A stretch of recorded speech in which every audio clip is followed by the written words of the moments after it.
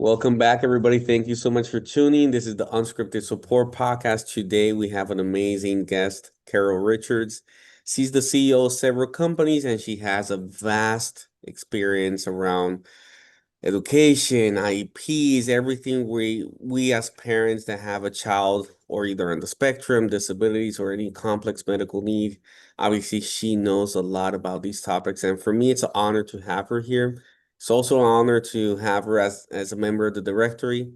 But Carole, I will not introduce you. I would love for you to introduce yourself because I know it's a lot. So, but please thank you so much for being Well, here. thank you very much for the kind words, and I'm honored to be here. So I think that the first thing I'd like to share is that I started North Coast Education Services 40 years ago. And I had been a classroom teacher, but left when my kids were born and had stayed home for 9 years. And suddenly I'm getting a divorce, and could not bring myself to go back to the classroom because I didn't think I'd have the energy to take care of my kids and also teach. So I started with $200 in my dining room with these two kids, no job, divorce, no money, basically. Mm. And all I had to sell was customer service and quality services for our families. I'll also share that a lot of what I know, I learned going along the way. Mm. I do not have a special ed degree. I laughingly say I got my doctorate from the School of Hard Knocks. I Mm-hmm. have a bachelor's degree from Miami University, and they're not going to want to hear this, but I learned nothing about teaching much of anything when I was in college. Mm. So that's how it started. And originally we were going to just tutor history and math and whatever, but I kept seeing all these kids with problems. Yeah. So I started researching, and particularly in literacy, I still vividly remember one of my wonderful tutors called and said this 7-year-old child wanted to kill herself because she couldn't read well, and it just broke my heart. So I decided I needed to do something to help these kids. And I started researching and ended up writing my own reading program about 35 years ago.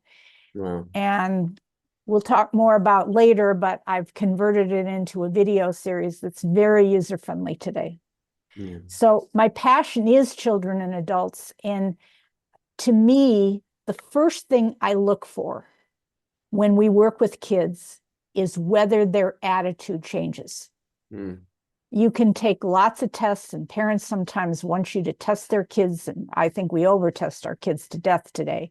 Mm-hmm. But if the student is seeing it working, Yeah. they're going to be more willing to do what you're asking of them. So that's the best measure for me of whether we're being successful. Yeah. No. Good. That's good. And question, now that we're going to deep dive into obviously North Coast, let's start maybe the challenges, mistakes, misconceptions that you may see from now the students or parents or whatever you see most common, because there's a lot of times that even for myself, when Christian got diagnosed, there was a lot of things I thought I knew, which I didn't. There was a lot of things that obviously, hits your ego, um, um, when your denial phase and all that. Sure. So, How so, can you not? true. So in that case, what's the most common challenges you see students face around literacy and these type of topics? Well, the first thing I want to say is that illiteracy is not a smart or dumb issue. I've seen some extraordinarily smart people that have not been able to read well. Mm. So if you have an average IQ, which we're not going to talk too much about IQs today, but 80 to 120 is the average range from low to high average. And if Mm-hmm. you have an IQ in that range, there Yeah. is no excuse for the person not being able to learn to read despite what their disabilities are. I Mm. just believe with my heart and soul. But Yeah. we've had students with IQs as low as 40 that we've been able to help. Now, they're not going to read War and Peace, so I'm not going to give hope that, we're going to be reading at a college level, but Yeah. they're going to get life skill reading.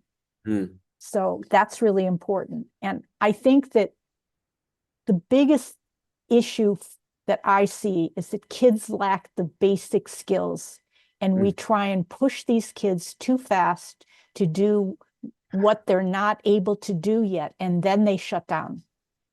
And many of the clients that we see have just given up in school, and they come to us because they can't function in that environment. They're bullied, they're frustrated, they're angry, they're embarrassed, all those things. And so providing them in a nurturing environment wherever they are, to me, is the most important thing we can do for these kids.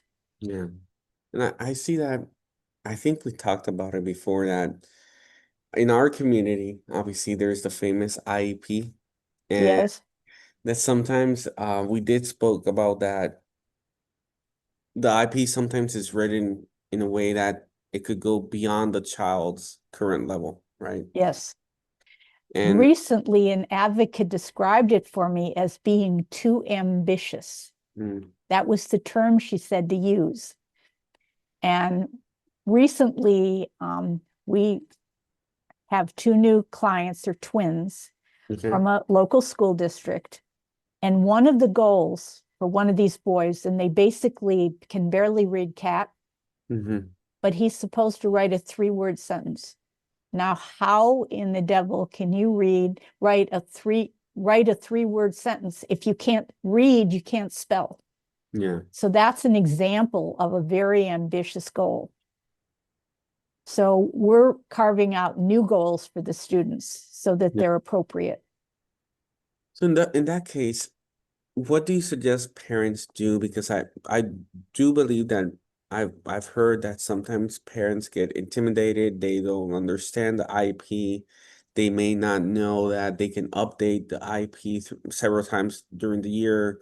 They can challenge, if the accommodations or anything Yes. needs to be there.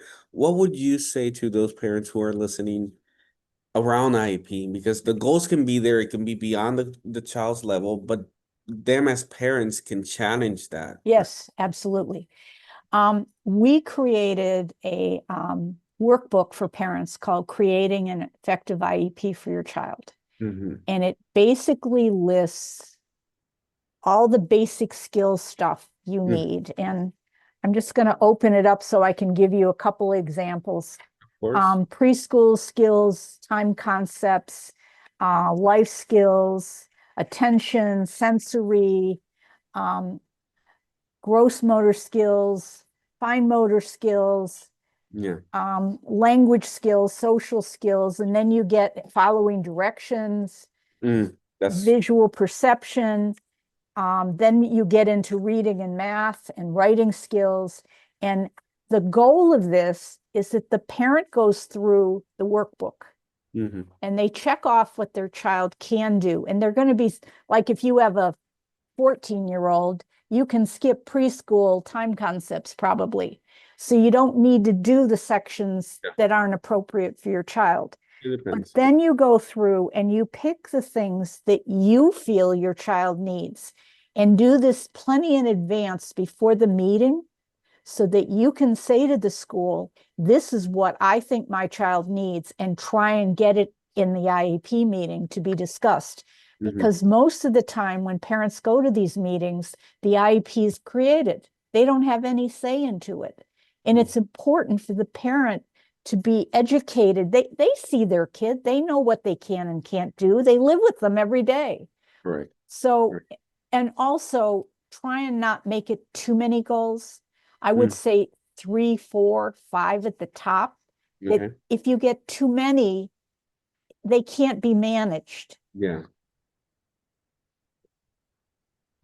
Yeah, it's frustrating, right? See, I Yes. see it from my side, so it's true. So now, in regards to scope of the services, I think that this is where we want to deep dive in regards to what exactly North Coast Educational Services provides, because the idea is also for parents to understand where obviously the services start finish, what would they be able to receive if they contact you? I think it's very important. So can you just explain very high level the exact services you provide? Well, it's kind of the sky's the limit, Okay. truly. Nice. I've seen pretty much everything from, we taught electronic refrigeration controls once to an adult to show you Okay. how out there it can be. Mm-hmm. But basic skills are important. We always, if there is an ETR, we Yeah. ask to be able to review that so we can see where the child really is on those skills. We do basic skills assessments in our office, but if you're not in Cleveland area, it's going to be hard to do that. Yeah. But the ETR is very valuable in figuring out what the child needs. Okay. So we do basic skills in math and reading at any level, but we teach calculus, we teach foreign languages, we do any subject that you can imagine because we have such a large number of tutors. Okay. Probably about 300 active tutors on our list. Okay. And so because we're talking about nationally with this, it would need to be through online services. Yeah. Mm-hmm. And some of our tutors are just phenomenal. As an example, we have a blind math tutor that teaches basic math all the way through third level calculus. And we just found out he knows French. And he's working with a very bright autistic boy, 15, wow, who just passed with a 5 on the second level of calculus with his tutor. Wow. See, that deserves by itself a lot of exposure, but that's amazing. And one of the things I even, I don't know if I mentioned it to you offline, but Christian had a big episode on Sunday before starting school. It was like an hour and a half. It was tough, and any parent, would resonate Well, sure, he's scared. Yeah. So one of the things we've talked about as Eddie, my wife, and myself is about homeschool. And I would love to see if you can share with us your thoughts around homeschooling and basically those unique learning opportunities that you might be able to get at school or maybe a mix. But that's something that we're even thinking of doing right now just because of that episode was, even though he was able to regulate himself, but for us, It's been like traumatic for all of you. yeah, it's been like 2 days. I haven't been able to sleep much, but would love to know your input on homeschooling. Is it something that you recommend? Is it something? I think it's a case-by-case basis. Mm-hmm. Most of the homeschool families that we see, the kids have shut down and they just can't handle school. And so they come to us because of situations that have occurred in school. Mm-hmm. We don't get a lot of typical kids that, are going to be homeschooled and the families want help. Yeah. But what we always do with the child, now, if they're very low functioning and they're not verbal, obviously we can't do this. We have to get the input from the family. Mm-hmm. But we ask the child what they want to learn. Mm. Nobody asks the kid. So it's like tailored. Yes, absolutely. And so whatever their interests are, we incorporate the basic skills into the program. So if they don't read well, decoding and spelling and comprehension on the spectrum, often it's comprehension. Yeah. Or math, depending on what level they are, all the way to that kid that was doing, calculus, season calculus 3. But we create the curriculum around those interests. Mm. We had a girl that did a cookbook. She got credit for that. Yeah. We had a student that liked vacuum cleaners, and he created a vacuum cleaner repair business. Oh my God. And he was in high school, and this was actually a client where the school district was paying for it. And he had an engineer for a tutor. He would pick up broken vacuum cleaners from our clients and our tutors. We would bill them for the parts, and he got physics credit for high school for that. So it's really fun to meet with the student and get their input because they have interests. Why can't those interests be how you carve the curriculum around those things? Somebody liked pyrotechnics, and we did something with that. I mean, it's that outrageous that. But that's good, and I think the same thing happens for me from the financial part. We tailor everything as well from the insurance planning, but I'm also a believer that at the same time I would assume that when you're tailoring, let's say, that course, if you will, Yes. also I would imagine that the nurturing of the relationship between the tutor and the student is very important as well. It absolutely. The tutor needs to be flexible, sensitive, and caring Yeah. and creative. It's so important that they have that positive relationship. And when we're placing our students with tutors, we get to know them as people as well as what their skill levels are. We do an intake by phone with the family initially to figure out what we're going to do with them.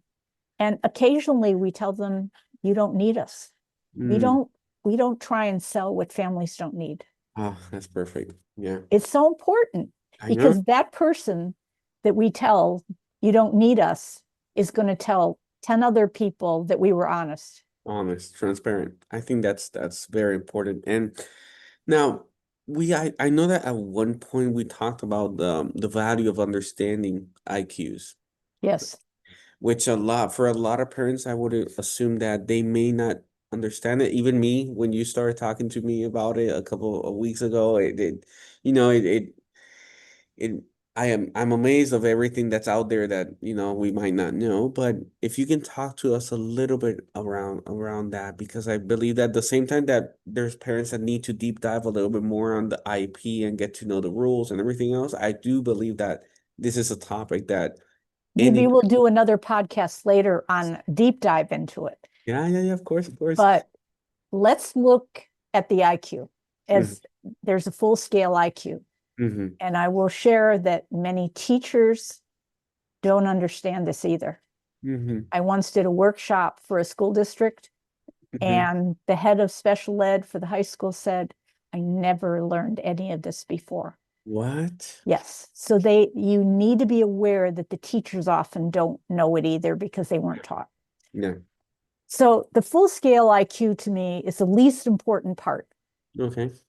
Because you can have very diverse IQs in the 5 indexes that measure different ways the brain works. And, one is auditory, verbal. There's working memory, there's processing speed, fluid reasoning, spatial reasoning. I've seen 60-point differences between those indexes. So when you average those together, it gives you a false sense of what the real IQ is, because the child could be gifted in one area and be in the developmentally delayed area in another. If you have 120 and a 60, it doesn't work. So it's really important to understand the indexes and how they work together. Another piece of it is that sometimes kids don't have ADD. They have slow processing speed, and they can't keep up in the classroom, and they get anxious and they move around and they can't pay attention because they can't keep up. One time I met with a student in a school district, and he had that issue with the processing speed. And I showed him what his issue was. He was so relieved to understand himself. He said, can I take this home and show my mom? And this was a high schooler. Yeah. And is this something that with North Coast Education Services, is this something that parents can be coached on as well? Yes. When they call, because we're reading the education testing report or an independent education evaluation or a neurological report, that information is in there. And that's what we want to look at in addition to where they're achieving. You've got IQ is what they expect you to be able to do, and achievement is what you're actually doing.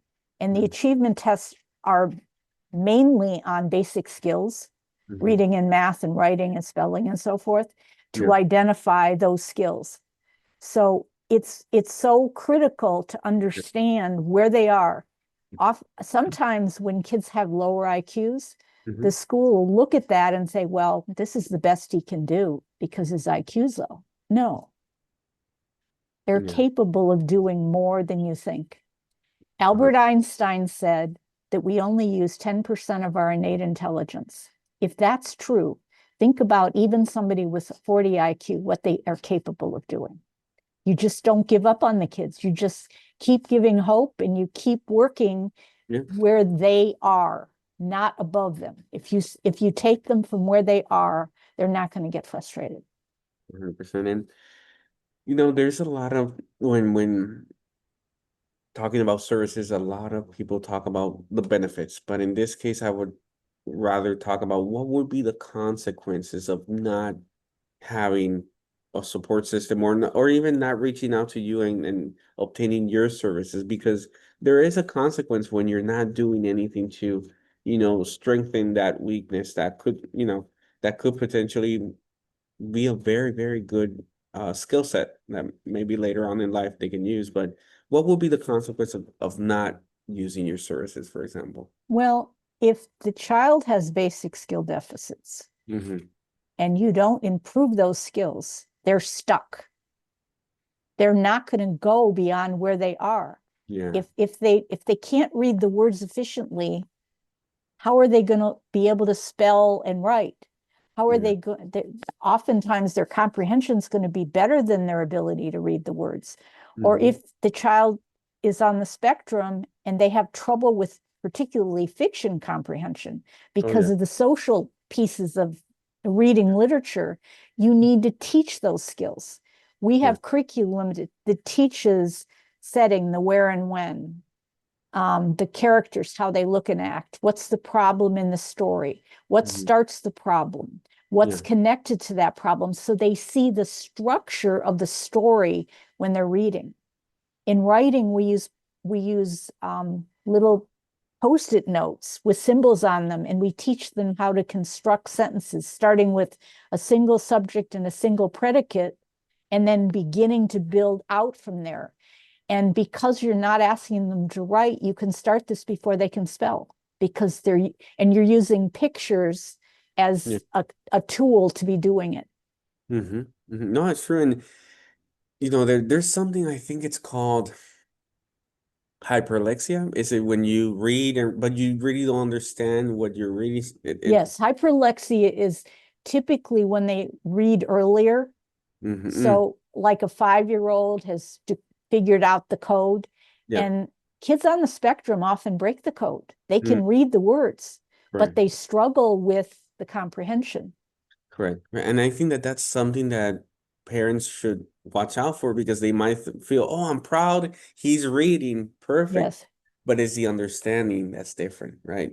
Yes. And that's why I believe that being proactive, being able to reach out and just do an assessment, it's nothing. I think it's always good to be proactive and understand what's the current state of your child.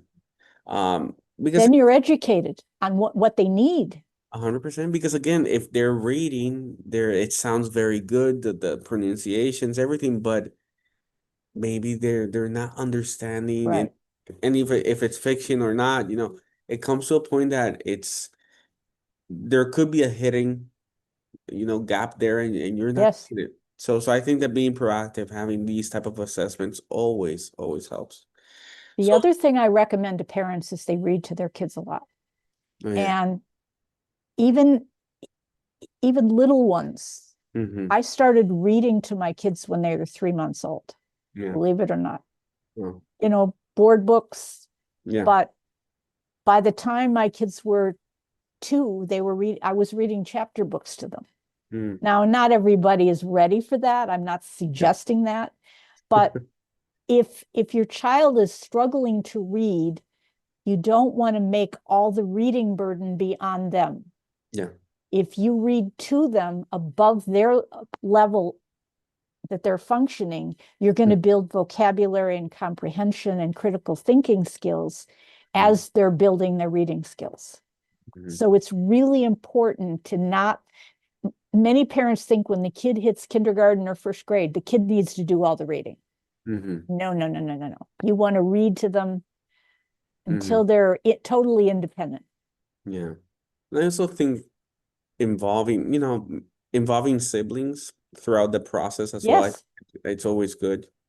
So they can, everybody feels involved, but at the same time they practice, I think the sibling relationship is very important, yes, it is. and having them involved in this type of, coaching or therapy or classes sessions, I think it's just a benefit as a Well, it helps the sibling to better understand what's going on and they feel a part of it instead of being left out.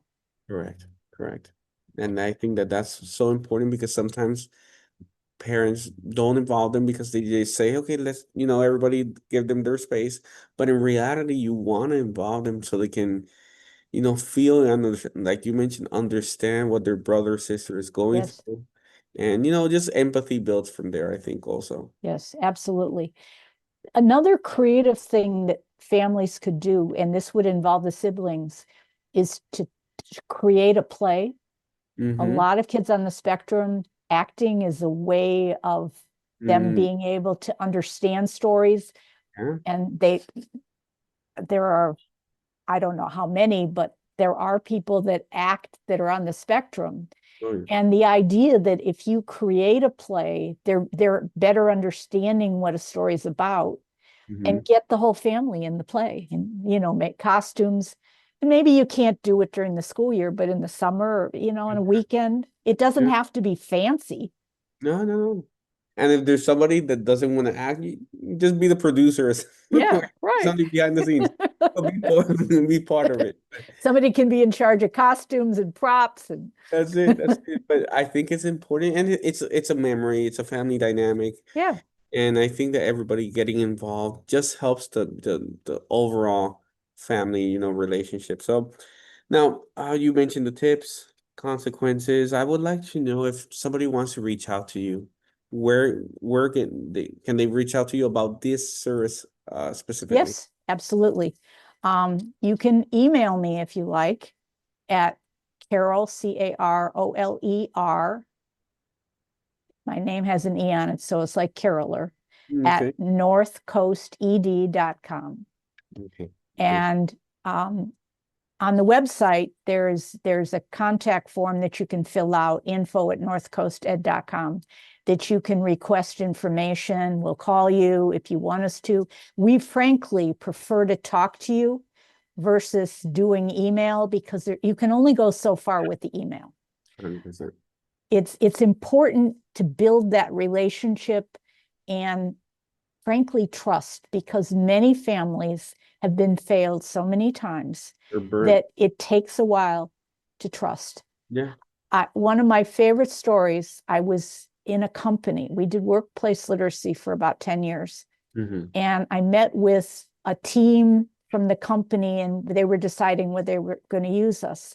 And the union steward was in the class or in the group. And he said, "Why should we trust you?" And I Mm-hmm. said, "You shouldn't. I haven't earned it yet." We Mm-hmm. got the job. Yeah. But But it's true. true. It's true. 100%. So we are going to also have another podcast around the other Richards learning system. So I Yes. think it's also good for those to tune in on that other podcast. But I will put the links for Carol's the website, social media, and all that will be in the notes. But Carol, any last thoughts to finalize? And you want to, I don't know, share any tips, last tips for parents? I think, to me, parents need to educate themselves, Mm-hmm. not be intimidated. Mm-hmm. I like to describe IEP meetings as everybody comes in with a plastic smile. Yeah. And they don't really, frankly, want to be there either. It's stressful for everybody, but Yeah. you need to ask questions and not be afraid to question what's going on, Mm-hmm. Yeah. because it's your child and you know them better than anybody else. 100%. When my son was in 6th grade, he'd been diagnosed with a handwriting disability, and it was really stupid. They never did much to help him. He ended up being a lawyer, so it didn't really hurt him. But I removed him from special education because it wasn't accomplishing anything. And the psychologist looks at me and she goes, when he falls flat on his face, we're going to put him in a resource room. I looked at her and I said, over my dead body. Yeah. So you need to be assertive, not aggressive. Don't be angry, but be assertive and confident that you know your child. And if you need an advocate, find an advocate. I know in Ohio, there are free advocates available. They're probably in other states too. Yeah. So if you need to take somebody, even a friend, take somebody with you if you're anxious about going. Yeah. But don't give up hope. Yeah. There is always hope for every single student out there. They can learn. I believe that with my heart and soul. That's awesome. Thank you so much, Carole, for your time. It's been awesome talking to you. I think that this episode is very meaningful for not only me, but all the viewers who watch. So thank you so much for your time. It was great fun. I love doing it. So we'll talk again, okay? Yes. Thank you All so right. much.